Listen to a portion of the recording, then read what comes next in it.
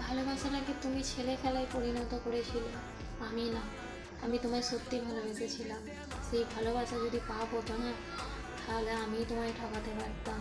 তুমি আমায় ঠকিয়েছ, আমি তো তোমায় ঠকাইনি। তুমি স্বার্থে ভালোবেসেছিলে, আমি স্বার্থ ছাড়াই ভালোবেসেছিলাম। এটাই আমাদের মধ্যে পার্থক্য, তাই না? আচ্ছা, তুমি গেছো, ঠিক আছে, যাও, ভালো থাকো, সুখে থাকো, শান্তিতে থাকো। কখনো তোমার ক্ষতি করিনি, কখনো করবো না। শুধু একটা কথাই শুনে যাও যাওয়ার আগে, এটুকু বলতে পারি, লাখে আমার মতন মানুষ তুমি একটাও পাবে না। হয়তো আমি তোমাকে তোমার কিছু না থাকাতেই আমি তোমায় ভালোবেসেছিলাম, কিন্তু তুমি আমার শুধু চাহিদা মেটানোর জন্য ভালোবেসেছিলে।